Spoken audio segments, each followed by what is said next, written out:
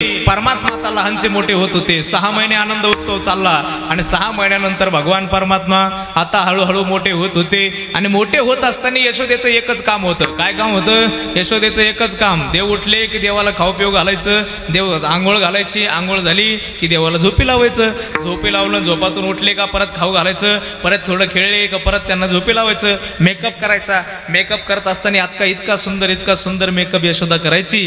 आणि यशोदाने भगवान परमात्म्याच्या पायामध्ये असे सुंदर पैंजण घातले होते। भलं मोठं काजळ यशोदा आता परमात्म्याला लावत होती। कुरळे केस, हजारो भुंग्यांनी एकत्र डोक्यावरती बसावं असे सुंदर केस परमात्म्याचे होते। आणि भगवान परमात्मा आता 6 महिन्याचे झाले, 7 महिन्याचे झाले, आता ते रांगत होते। रांगत रंगणी चोरीत लोणी